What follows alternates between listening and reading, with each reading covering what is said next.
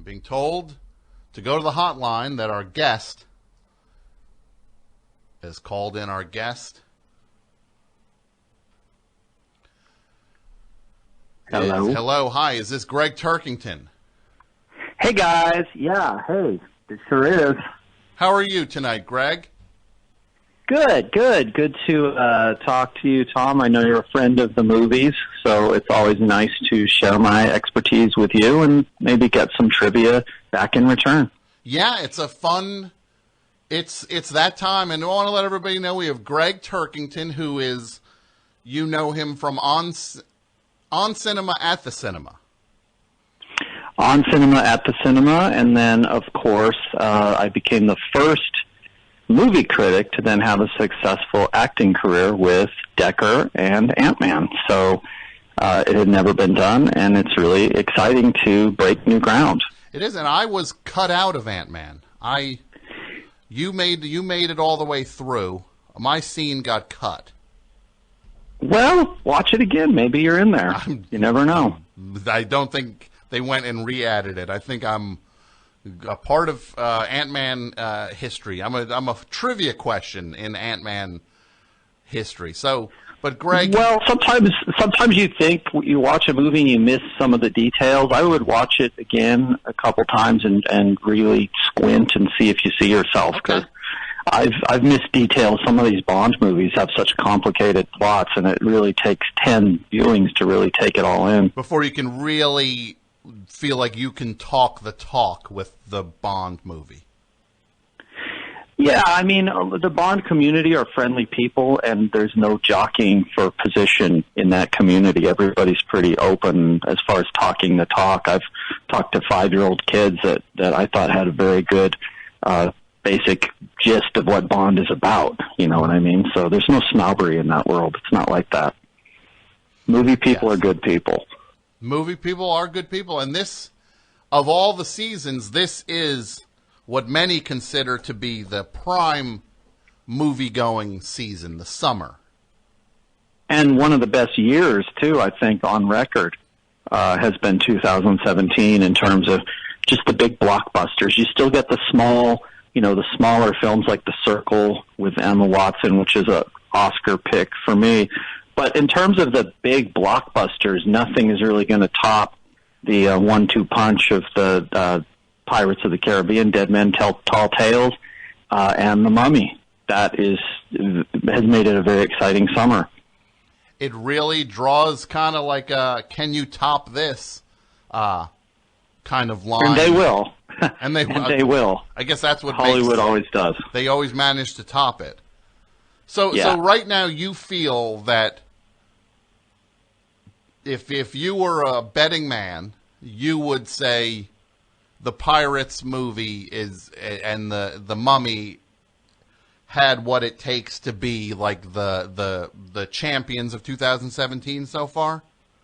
And the Decker movie that's been airing in segments on Adult Swim as well, I would add to that trilogy, would probably be the 3 best and biggest ratings, best reviews, and just most action-packed movies so far this year.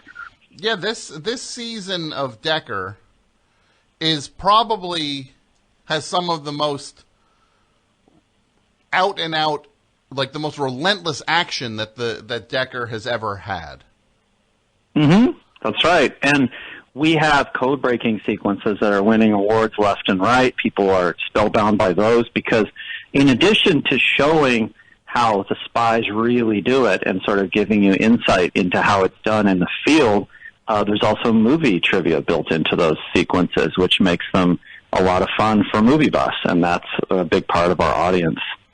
Yeah, you really keep... that's interesting. I did not think about it from that angle, is that you're really always working to have that angle covered, that for fans, I guess they can watch the show as the show, but movie fans get the nod to cinema and to the love of movies. that's how I do it. And it's the funnest job I've ever had is working some of those little movie tidbits into the codes, and those are the most popular sequences this season. So, is there one that you feel, one kind of movie reference that might have gone over people's heads? No, because people that watch the show tend to really care about the movies, and so I think they get it. And if they don't, then they can look it up online or get books. There's a book called The Film Buff's Checklist that I always recommend that lists all the titles and gives a rating, 1 to 10 rating for each movie, and it's really informative. And this, the thing that's crazy though right now, that's kind of, I don't know if it's upsetting me, but this Mummy movie, which I think is the best of the Mummy movies, and that's going all the way back to 1940 with The Mummy's Hand. But this Mummy movie, it's supposed to be the beginning of Universal's new campaign to have something called the Dark Universe, where they're bringing back all these classic movie monsters. But the only problem there is that Decker actually did that already a few months ago with Decker versus Dracula. And it just seems very strange to me that when we brought back on Decker versus Dracula, not only the Mummy, coincidentally or not, but also the Wolfman and Frankenstein. And then suddenly, after Decker versus Dracula goes viral, suddenly Universal is like, oh, well, let's bring back those characters ourselves. Let's bring back the classic monsters. It would be distressing, except it's kind of a tip of the hat to what we're doing with Decker, and especially what I was doing with Decker versus Dracula. So it's kind of exciting in another way, but it's not something you're going to sue over, but it definitely they've crossed the line, I think. Yeah, well, I guess it's that it comes down to that old thing about you steal from the best. Isn't it? There's like a statement about the making of art that has something to do with stealing from the best, like the best steal and the something. I'm bad with. Yeah, and I don't want to accuse Universal of stealing, but it's just a little curious. That's all I'm saying. It's just a little curious. And they did have. I'm going to give them that. Give them this. Is in the Mummy movie. If you've seen the movie, Russell Crowe is excellent as Dr. Jekyll and Mr. Hyde. He plays both parts. I mean, you can't even tell it's the same person some of the time. He's really, really good. And so we haven't done anything with Jekyll and Hyde. So they put their own twist on it, I guess. So they did find some angles that they could definitely call their own. Yeah, they did, and that's kind of cool. But I don't know have you seen The Mummy yet, Tom? I have not seen The Mummy. A couple times? I have not made it out yet to see The Mummy. Well, you got to see it. You got to see it. I know you're busy with the radio and all that, but you got to see The Mummy. I mean, I'm hearing pretty good things about The Mummy. It's just there's a lot of movies I really don't want to miss because you're one of the biggest proponents of this, and I should say we have Gregg Turkington on the show right now. He is one of the hosts of On Cinema at the Cinema, Adult Swim's On Cinema at the Cinema, and is also co-creator. Also the star of Adventures of Heidecker and Kington, which is on Adult Swim television. Yeah, which is actually just people should search for Decker, though it's not the Adventures. Decker. Just Decker is the straight title for it. That's like the abbreviated title. Yeah. Like Mission Impossible is M:I, and that's the way Decker is, because both characters are pretty important to the show's success and just moving the plots along, and especially saving the day or saving the planet from destruction. When you have a codebreaker come in and do that kind of, you don't always need to shoot somebody. Sometimes they'll put it in the script anyway because the star, the co-star decides he wants to shoot people because he thinks it makes them look tough. But the code breaking is really all that's needed, I think, a lot of times. I always look at as what you and Tim Heidecker, who plays Decker on Decker, I always look at it as the kind of thing where it's like a brains versus brawn kind of thing, where your character Kington works with your brain, and Decker is more about the like using his hands and his body and all of the to solve what he has to. That's a great analysis. I think that's 100% true. And that's one of the reasons that the show's so successful, I think. Now, when you're doing Decker, it's you and it's Tim, but you guys have a pretty thrilling world of other characters and actors. What is it like for you? You're an actor at this point. You were in Marvel's Ant-Man, and you're a legitimate actor. But what is it like to work with some of the other actors who've had these very storied careers? Well, yeah, like Joe Estevez, of course, is absolutely the most professional actor you would ever meet. Comes in, knows all his lines. Nobody else can do it like he can in terms of, some of those are very talky episodes, especially when he's addressing Congress, and he just comes in and nails it, and he's got stories of working on all kinds of films that you've seen, like Little Lost Sea Serpent or Apocalypse Now, just different films that I've seen over the years that I've loved. We had Jimmy McNichol on this season, playing the son of Dracula, and that was, an interesting character for him to do. I don't think he'd ever played a vampire before. But of course, Jimmy had a great movie career in his own right. We had Joey Travolta, who was in Beverly Hills Cop 3, did a lot of other movies and TV shows and things, and he played Judge Buchanan, who is one of the most interesting judges, I think, that you've ever seen on TV. And we might be seeing more of the Judge Buchanan character because it was very, very popular. Mm-hmm. So yeah, and you also had Denny Lane on.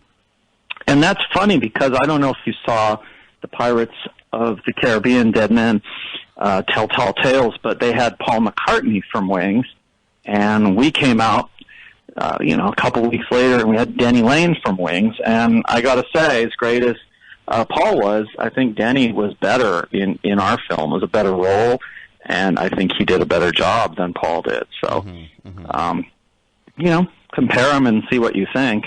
And, of course, both men collaborated to do the theme song in one of my favorite Bond movies, Live and Let Die, which was Denny and Paul's Wings. Yeah, that song. That was a huge hit, and one of the biggest Bond themes of all of the Bond movies. That was definitely one of the biggest themes. I think that was not a number one hit, though. Not a number one hit. It was probably number one, but I'd have to look it up. Mm-hmm. It's and then. But, those are, we work with a lot of great celebrities. That's why I feel kind of weird coming to you tonight. The reason that I wanted to call in was with sort of some celebrity gossip, which... Oh, wow. I don't know if that interests you or not, but... Yeah. Definitely. Okay. What is the gossip? This is strange, but there's a guy, there's a celebrity, he's an actor, has been in films like The Fantastic Four, and he is also a movie critic, anyway, he's supposed to be, legitimate movie critic. He's the co-star of On Cinema at the Cinema, Tim Heidecker, and he has not seen The Mummy. He's not seen it. And he's supposed to be a big Tom Cruise head. He named his son after Tom Cruise, but what's the point of naming your kid Tom Cruise if you can't be bothered to go see one of the top 3 Tom Cruise movies of all time? What's the point, anyway, I think it's interesting, and I would probably take his movie reviews with a grain of salt, knowing this. Huh? Because in the future, is that because of like a lack of dedication to the to the genre of a lack? I mean, he's had problems with drugs, and he's going to go on trial for murder and this sort of thing. So I guess he's got his hands full. That's probably his excuse. But I mean, it takes 2 hours out of your day to go see The Mummy. I've seen it 3 or 4 times already, and I know that he doesn't have a regular job, so he should be able to find the time to go see The Mummy. Mm-hmm. And to pretend otherwise, like he's been doing online and telling mutual friends, I'm hearing that he's saying when they ask him, have you seen The Mummy? He's like, oh, yeah, I saw it, but like changing the subject really quickly. Mm-hmm. And I have absolute proof that he has not seen The Mummy. Absolute proof. Because I don't care what he said.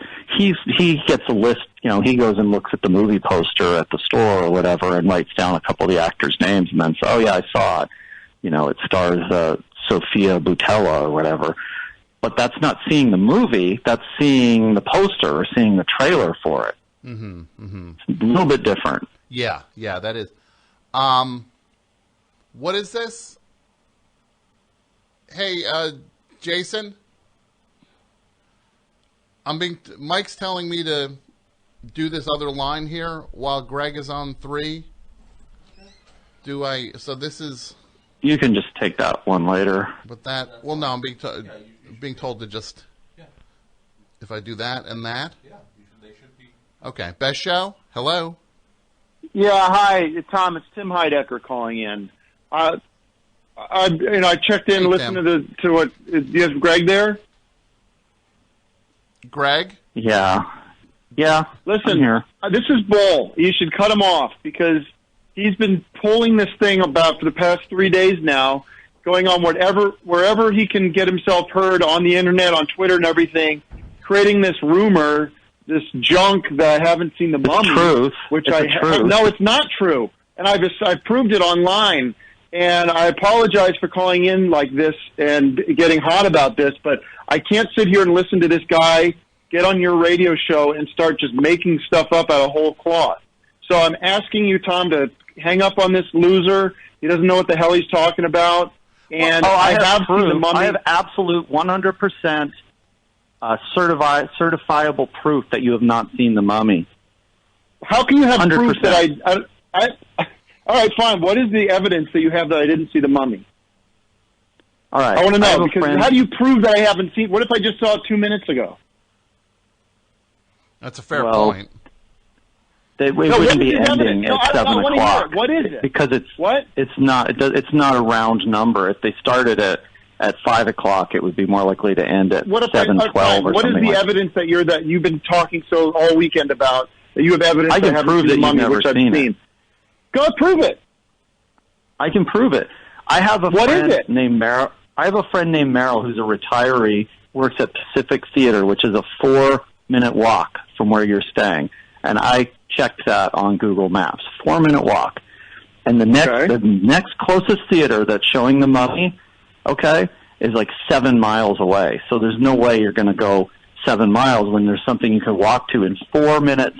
And if you're driving, it's a 1-minute drive. So this guy, Merrill, is retired.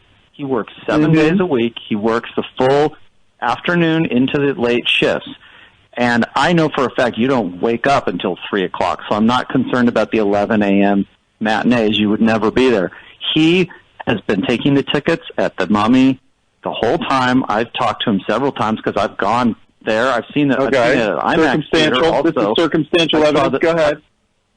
And he said that you have never set foot in there to see The Mummy. And he's seen you come in for other movies over the years, but he says you did not come in even once for The Mummy. And I know that's the theater that you Hold on. Then I want to turn it to Tom, because I believe, Tom, that you would be an impartial judge here, and you would be a mediator if this ever went to that place. Or based on what Greg just told you, is that evidence, is that proof that I have not seen The Mummy? Yes or no? That his friend Merrill works? Yeah, that he didn't happen to see me when I went to go see The Mummy, which I did. Yeah, but he's the ticket taker. He's the one that takes your ticket. He's lying. Well, if you can't get into the movie without a ticket, if that's the guy, he's actually holding the evidence. By the way, and he's not holding a ticket that you gave him because you never went to it. You had your time. You had your time. This, by the way, this false accusation, this mudslinging is coming from a guy who has admitted to not seeing Sully when that came out. And he ended up going on my show. 5 times. Hold on. He came on my show, and he went and lied to my audience and said that he saw that. You said I would be kicked off on cinema if I didn't tape that confession. That was coercion. I did not. That was a lie. You said I could not do any more reviews on your show if I didn't say that. You got to rein this in here. I saw Sully. Okay. You made me do that. You got to that. rein this in. I got to get my word in. All right. An initial, I would say that to be fair to Tim, Greg, it is not ironclad proof because Merrill didn't see Tim. There are a lot of theaters playing The Mummy, but no, I also, I mean, you could also, there would have to be other ways of testing Tim's, I don't know. Ask me anything you want to know about The Mummy, because I like I said, I've seen it 3 times now. I'm a huge Tom Cruise fan. I love horror movies. Of course I saw it. And he goes online and runs my name through mud. Okay? And I'm pissed. So, all right, I want to know what the name of Tom Cruise's character is. Tom Cruise's character in The Mummy? Yeah. Nick Morton. Is it The Mummy? Yes. No, his character name was Nick Morton. He was a U.S. military officer who accidentally unearthed the tomb of Princess Ahmed. And that sets off the whole show. That sets off the whole movie. So, you know, what else? Well, I mean, I do have to say that it sounds like you were reading that. Yeah. It does. I'm not reading anything. I know. Listen, I didn't memorize this. I didn't read the script. I don't know I don't have the script in front of me. What I'm doing is going by memory from what I remember seeing. It was one of my favorite movies of the year. Now, this is all right. Sideshow. It's a sideshow. The Mummy, then, is the Mummy Tom Cruise? Okay, first of all, you think I'm going to go and spoil that for Tom here? Not Tom Cruise, but Tom Scharpling here, who has admitted that he hasn't even seen that. He hasn't seen the movie. Yeah, but I so now I'm going to go on his show and ruin the ending and give him information that's going to make him have a worse time at the theater. Why would you do that? Why would you want that? Probably seen it. Tom, do you want me to see the ending? Look, I haven't seen. You know what? Honestly, for the sake of you two, who are the hosts of On Cinema at the Cinema on Adult Swim, even though it's really I'm sorry, Tom, but it's such a sideshow for him to come at me hard like this. Because what happens in the plane sequence? What happens in the sequence with the airplane? Tell us about that scene. Which one? I mean, are you kidding me? Any of them. If there are more than one. Are there more than one? How many plane sequences are there, and what happened? Well, let me ask you this. Was Sully guilty or found innocent? Answer that. You won't. He was found innocent. In the end of Sully.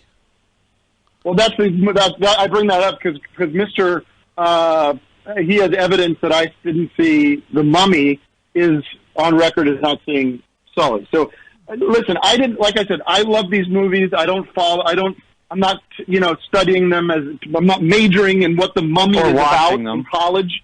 No, I did watch it, Greg. And the whole idea for you coming on and promoting this, completely unauthorized. Who did Michael Caine play? Conspiracy theory. What role did Michael Caine play? Jekyll or Hyde? No, Michael Caine's not in The Mummy. I'm not stupid. Okay? Now, and by the way, but Michael Caine did play Jekyll and Hyde in 1990. And you didn't know that either because you don't know movie trivia.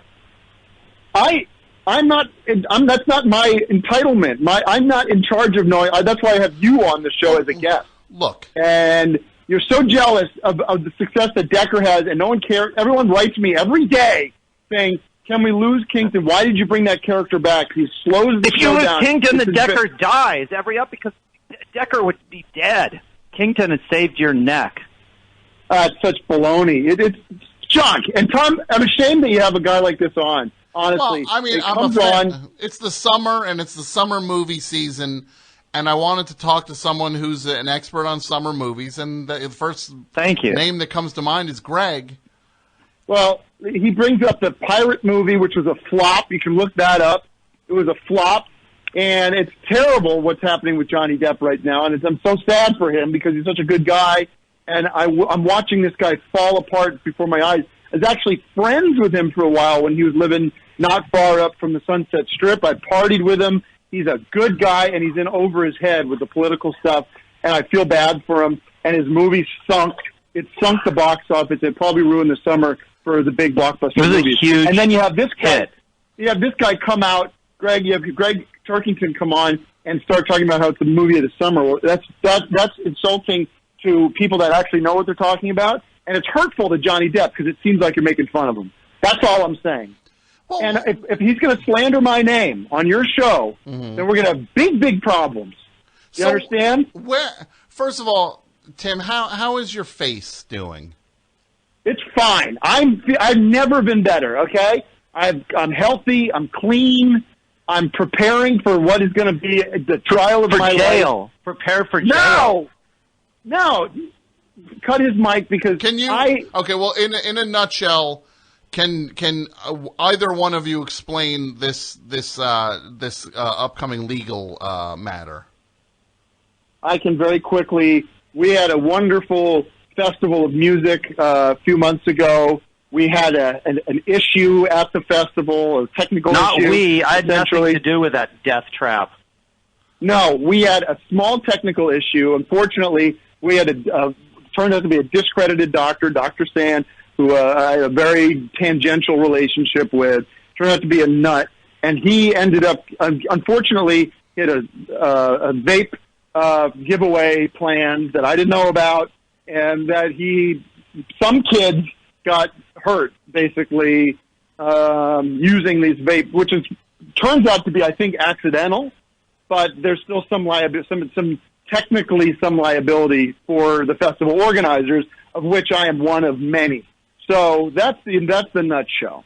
Okay. And Tim's going to go to jail for 20 counts of murder. That's the summation of the whole thing. Well, I'm not speaking to that, and I'm my lawyer's begging me not to even be on the air talking about this. But if that's the has case, nothing to do with it. You have plenty of time to see the Mummy in jail. In jail. I mean, I'm trying to bring some levity to this. Well, it's not funny, Tom. And if somebody was going on the airwaves, the radio airwaves, and slandering your name, I think first of all you'd have a big problem with the guest, and I think you'd almost have a bigger problem with the host. And I think it would become Escape an from issue Alcatraz. Have you seen that one, Tom? Have you seen Escape from Alcatraz or Cool Hand Luke? Of course. So these are these movies. I mean, Tim, and look. No, but I just thought, Tom, I don't know what gives you the right to broadcast. Because I'm the host of this show is what gives me the right to broadcast. Well, yes, but are you going to have somebody on just defaming people all day? I mean, slander, and that's why there's laws. Of course there's laws. Of course there's laws. But all he's saying is that, in his opinion, I don't think he's speaking for anybody other than himself, that he feels you didn't see the Mummy movie. No, he said he has evidence to prove that I didn't. I do. See, that's the kind of talk that you're putting on. Do you have other? Do you have other evidence then, Greg? Well, he can't answer my question about the plane sequence. Tim, this is what's fascinating. This is what's fascinating is Tom Scharpling starts backing off, supporting this crazy, kooky conspiracy theory because suddenly he's worried about how I'm going to handle this 2, 3, 4 steps. Look, you are not the guest tonight. No offense, Tim. Greg is the guest. But I'm the focus because Greg brought me into this. He said my name, and instead of hanging up on him as you should have, as you legally should have, legally, legally, yes, I should have. Because I am not authorized to be discussed on the show. I'm not authorized to be discussed. I didn't realize I needed authorization there's a perimeter, and there are boundaries by which you can speak about me and of me. And Greg knows that, and he can look at the the contract he signed, which allows him to be part of the On Cinema family. Well, that's between you and him, Tim. I didn't sign anything. Okay, well, yes, but you are part and parcel to this whole mess. Then I guess in terms of if you're going to take me to court, I guess I should just take a number because you're going to be doing a fair amount of time at the courthouse. So there's another slanderous remark, and it's going. Obviously, this stuff's being recorded. I'm going to it definitely is. Go back and listen to all this. It's being broadcast Greg, right now. By the way, you're in hot water. Greg, you're in hot water too. Well, Tim, I wouldn't think that Greg's out of the woods either. Well, all of this can be cleared up if you just tell Greg, walk Greg through what happened in one of the plane sequences in The Mummy. Listen, it's such a sideshow. Whether I saw The Mummy or not is irrelevant to this conversation. To the question of whether or not you saw The Mummy, it's very relevant. Because 10 seconds. This all stems from jealousy. Well, why don't you then be the bigger person and clear it up? Is Tom Cruise the Mummy, or is a woman the Mummy? I don't see. I don't even know if I'm in. I don't know if I can even discuss that right now. Well, this sounds a little. I gotta say, I was trying to be as impartial as I can be. Tim, it really sounds like you're hemming and hawing here, like you did not see The Mummy. I'm going back on what I had said. Based on Merrill tearing tickets, yes, I said that's not a good yardstick for whether you... What about the fact that Russell Crowe? What about the fact that Russell Crowe is in The Mummy? How am I going to know that if I don't show up? He plays Dr. Jekyll. Who else? So, by the way, here's some stuff Greg doesn't know. Directed by Alex Kurtzman, written by David Koepp, Kristen McQuarrie, and Dylan Kussman. All right, I know that. I already knew that. Oh, it's theatrically released in the United States on June 9th, 2017. You're definitely reading that. That doesn't prove you saw the movie. No, it proves you didn't see the movie. Tim, I got to say this is not a good look for you, Tim, as people say. It's just not a good look. You know what? At least I'm the only guy on this call who's willing to defend himself and willing to stick up for himself. Okay, well, you're also bow down and bow. Okay, get bulldozed over by you guys. You're also the only guy on this call who's being accused of things. Well, why am I being accused of? It's my right, by the way. It's my right to not see The Mummy as well. If you study the Constitution, well, then you shouldn't be a movie critic. Then you should stop pretending to be a movie critic. I mean, just clear the air here? You're talking about the biggest film of the year, and you can't even go see it? What kind of critic is that? Well, Greg... Siskel and Ebert would be at the movies the day they came out, or sneak previews of it. Greg, is there they don't wait till they're in jail. Is there a larger issue here, Greg? They don't wait till they're in their cell to watch the movie. Greg, is there... Well, that was a low blow. I got to stick up for Tim on that, to wait till he's in his cell to see the movie. That's... first of all, I doubt he's going to have an individual television screen in his cell. No. I mean, I guess it would be in the common area. Not for the counts that I'm up against. But no, go ahead, Tom. I know you want to say something here. Is there a larger thing? Is there something that goes beyond this Mummy movie, Greg, that you're angry about? It seems like this is a little. Even if Tim didn't see the movie and was still trying to pass himself off as if he had seen it. It feels like this runs a little deeper than just whether or not he saw the movie The Mummy.